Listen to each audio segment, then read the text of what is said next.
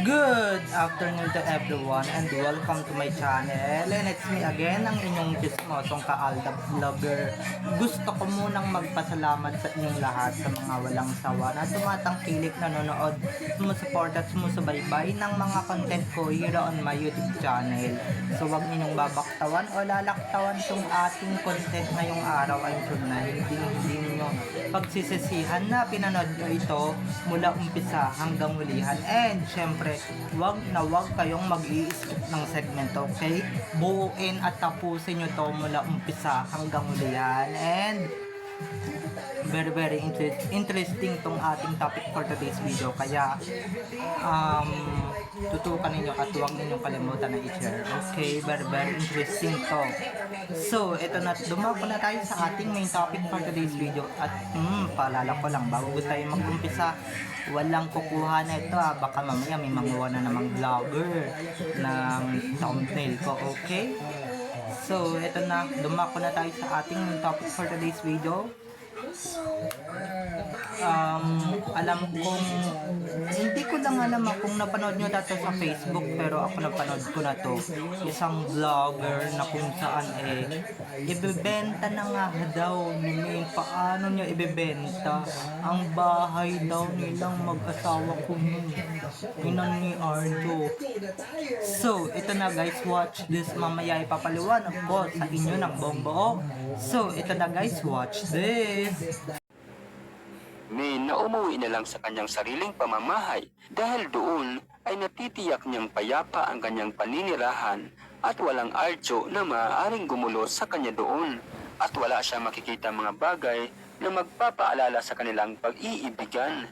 Napag-alaman na agad-agad ay nag-impake si Main matapos nga magdesisyong layasan na ang binuong pugad ng pagmamahala nila Arjo, at bago nga ito ay hinatulan muna niya ang nasabing bahay.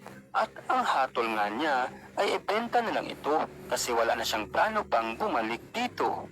Pagdating kay Arjo ay wala umunong magagawa ito kasi nga nasa kay Main na ang lahat ng karapatan sa bahay nang piliin nga ng aktor na magtaksil sa nasabing asawa. Kaya kahit anong gawin daw ng aktor sa bahay ay hindi ito pwedeng pigilan ng aktor kung ayaw niyang pagbuntungan ng galit ng aktres. Ayon sa chika, ay ibinibenta umano ni Main ito sa halagang 50 million kahit na ang dapat sanang presyo dito ay mas mataas pa. Pero dahil gusto ng aktres na mabinta na ito agad, ay kaya binabaan na lang daw niya ang presyo para nga wala na siyang iisipin pa. Mabenta man daw ito o hindi. At kung nakita nyo na ngayong recap, so once again KTT o sa mga admins, dumako na tayo sa ating main topic for today's video. Gaya nga ng sinabi ko kanina, ito na nga guys, alam ninyo, or hindi ko lang alam kung napanood nyo na tong video na ito. Hindi ko alam kung napanood nyo na tong vlog na to dito sa Facebook, kasi may nagpasa lang naman sa akin, so credit sa kanya at maraming salamat. At ito na nga, mukhang yung vlogger medyo mangmang at tanga nga lang talaga, or tanga talaga sa totoong buhay. Diba? Magbablog ka na nga lang, tapos yung bahay na iba-vlog mo, Diyos ko, ibebenta daw ng 50 million pesos na nagkakahalagang 50 million pesos ni Main, kasi nga, diba, usap-usapan hiwalay na nga, diba, ayaw na niyang balikan yung pangit na memories nila ni Arjo doon sa bahay na yon, kaya niya ibebenta sa nagkakahalagang 50 million pesos. Eto lang siguro bobo talaga tong vlogger na to. Naku, magbablog ka na nga lang, medyo bobo ka pa or tanga ka pa talaga ng bonggang-bongga. Paano niya ibebenta yan? Diba? Paano niya ibebenta? Si Alden mismo yung nagmamay-ari ng bahay na yan. Alam niyo kung ba't ko alam? Kasi, diba, may mga previous vlogs akong ginawa ko na yung vlogs na yan. Etong vlogs na nandyan si Daddy Bay, nandyan si Lola Linda ni Alden, andyan yung mga siblings ni Alden nakatira, at dyan din mismo si Main nakatira. So, anong bahay yung tinutukoy ng vlogger? Baka yung bahay ni Cloney at saka ni Arjo. Yun talaga yung tinutukoy niyang ibebenta ni Cloney. Kasi nga, di ba, medyo nagiging pangit na nga si Cloney at nagiging mukhang depressed na nga si Cloney kasi nga, di ba, ang daming nangyayari sa kanyang asawa or sa kanyang jusawa na talagang nakahindik-hindik, talagang ayaw niya nang maalala yung mga bad memories doon, di ba? Itong bahay na to na nagkamali pa talaga tong si, hindi ko na napapangalanan kung sinong vlogger to, basta kayo na lang maghanap sa Facebook. Medyo tanga siya at kulang siya sa information, kulang siya sa knowledge na dapat pinag-aralan mo muna yung bahay na yan at kung sino yung may-ari, di ba? Halatang-halata naman, Diyos ko, may fingerprint sa entrance, di ba? Tapos punong-puno ng Iron Man, Diyos ko, may magazine kaming ganyan at punong-puno ng awards. Malamang kay Alden yan, may mukha din ni Alden yung ganyang bahay, di ba? At saka usap-usapan na rin niya noon, panahon pa rin ng album sa Itbulaga na talagang biro-biroan na pagka bumisita nga si May doon sa mala fingerprint na bahay ni Alden, which is yung pinapakalat daw na ibebenta kuno ng 50 million pesos. Paano niya ibebenta? Bahay nilang mag-asawa yun, di ba? Bahay ng totoong mag-asawa, hindi bahay ng nagkukunwaring asawa-asawa lang, di ba? So baka di ba? Total swimming talaga yun, nire-refer talaga ng vlogger na ito, kaya panay may yung banggit ko, ha? Pero ito na nga, gaya nga ng sinabi ko kanina, mga ka-IDN, is may mga ganyan talagang vlogger, yung basta-basta na lang talaga magbablog, yung basta-basta na nga lang talagang, diba, yung pupulot ka na nga lang ng mga litrato, ng mga video, ganyan-ganyan, talagang hindi mo pa talaga gagalingan. Ako, kulang ka sa ganito, dahil kulang ka talaga, diba? Ito real talk lang, ha? Kung magbablog ka lang, dapat alamin mo muna talaga, dapat mag-preview ka na muna or magtanong ka sa AI generated kung or sa AI, diba? Total usong-uso yon. Magtanong ka na muna kung kanino ba talagang bahay yung i-vlog mo na sinasabi mong ibebenta na kuno, di ba? Baka for sure pati AI mapahiya ka, di ba? Baka mapahiya ka.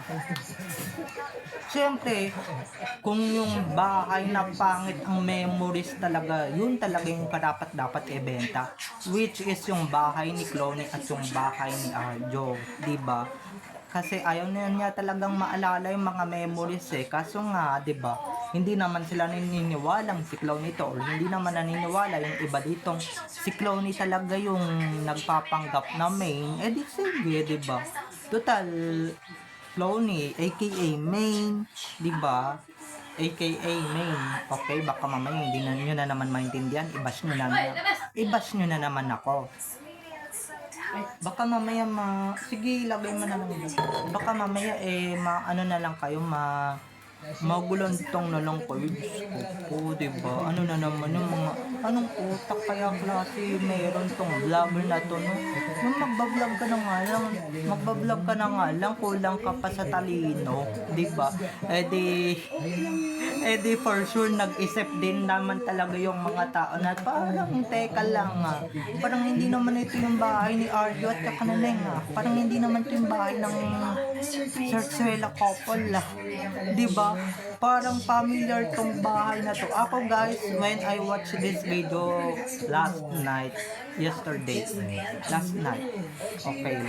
na nga, kasi when I saw this video, when someone gave this video and told me watch this video, pinanood ko siya and parang namumukaan ko nga talaga, parang familiar talaga yung bahay, di ba? Bahay yun ni Alden bahay yun ng mag-asawang Main at Alden, so paano niya ibebenta yon, di ba?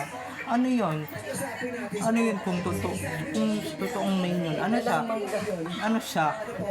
siya loka-loka para ibenta yung bahay nila ng totoo niyang asawa, di ba? Eh di parang ano na rin yan, parang sunga-sunga levels na rin siya, di ba? So ito na nga lang, di ba? For the short, to cut the story short, eh talagang hindi talaga nag-iisip yung vlogger na yan. Hindi talaga yan iisip ng bonggang-bongga gana. Talagang magbablog na nga lang, kulang pa sa talino, Diyos ko po. Diba, medyo ano siya eh, medyo attached siya talaga, yung attached siya talaga magpaka-vlogger, yung kumuha ng maraming engagement, maraming views, maraming likes. Diba? Kahit hindi na siya mag-review kung kaninong bahay ito at hindi siya tumingin sa mga magazine ni Alden, sa mga post ni Alden dati sa IG gamit ang background ng bahay na yan. Diba? Halata naman tong vlogger na to na talagang medyo, hindi lang medyo, talagang bobo at tanga. Kulang ka talaga sa ganito. Talagang dapat talaga kung magbablog ka at kung vlogger ka talaga, ay nako, dapat hindi ka kulang sa talino at hindi ka dapat kulang sa utak, di ba? Dapat marunong kang manaliksik at marunong ka talagang anong tawag dito? Manaliksik and syempre soko-soko man lang, kaso nga, di ba? For the engagement, for the views, for the followers, di ba? For the views and for the blah blah blah, di ba? Gagawin niya talaga lahat, vlogger siya kahit na magsinungaling siya.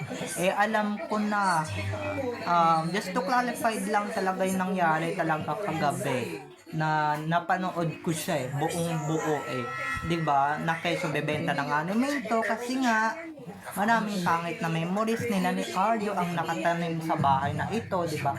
Ibebenta niya to bagsak presyo 50 million peso. 50 million pesos. Okay, ganung halaga yung ibebenta niya. Ganung halaga niya ibebenta yung bahay na yan. Kaso susunga-sunga yung vlogger. Buti na lang talaga ako, magaling talaga ako makahalata ng susunga-sunga at tatanga-tangang vlogger, di ba?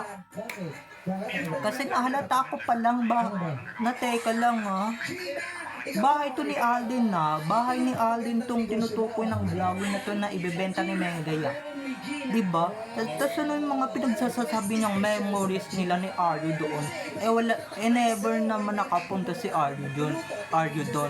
Kung pumunta man si Arjo doon, baka mamaya sipain lang siya ni Alden doon, di ba? At magkita sila ng totoong Mengay doon, din mapatulala pa siya. Di ba? Matulala pa yung mag-asawang bakla sa pangyayaring yun. Baka mamaya pareha silang matameme, di ba mga ka-ADN? So, yun lang mga ka-Alab Nation, wala may mga ganyan talagang vloggers, gustuin ko mang i-correct, di ba? Baka mamaya mabash na naman ako dahil alam ko naman na punong-puno talaga ng hate comments yung matatanggap ko pagka talaga kinorek ko siya, di ba? Pero halatang naman talaga alam ko yan kasi nga after one for all for one, ganyan yung suot ni Maine dyan sa picture doon sa orig photo talagang ganun talaga yung suot niya, naka silver, parang parang t-shirt, naka t-shirt siya, tas naka pink siyang super ikli na short na pangbahay, diba? Ganun yung outfit niya at talagang nandun sa bahay ni Alden. Diyos ko guys, mamumulot na nga lang kayo, naku, mamumulot na lang talaga kayo, talagang hindi nyo pa talaga ginagalingan, talagang nakakagigil kayo, Diyos ko. Talagang sobrang pathetic talaga na itong mga vlogger na to, no? Talagang napaka walang utak at napaka walang konsiderasyon talaga na ito. Paano niya ibabenta yan sa kanilang dalawa yun ni Alden? Ay, oops. Di naman pala yung totoong main yung tinatopic dito ng isang vlogger. Kasi, he preferring to fake main, which is Clowny. Kaso nga, hindi siya naniniwalang si Clowny talaga yung napapanood na ninyo sa Itbulaga Diba? Kasi si Clowny talaga yung napapanood niya sa Itbulaga. So, hindi siya naniniwala. Hindi fine, diba? Hindi siya maniwala, diba? Pero yung sasabihin mong ibebenta niya yung bahay ni Alden, ang totoo niyang asawa, ay dyan kayo nagkakamali. Nako, pag napanood to ni Alden, Diyos ko, matatawa na lang yun na parang teka lang bahay ko to diba? At syempre, dawit na naman yung pangalan dyan ni May na kahit ng totoong main na damay na naman dyan sa issue na ito. Syempre, madadamay yan, di ba mga ka-EDN? Diyos ko, talagang madadamay yan, and syempre, masasangkot na naman siya sa issue. Masasangkot na naman siya sa iskandalo na teka lang, di ba? Anong ibebenta ko yan? Sila ba tok-tok ninyo? Di ba?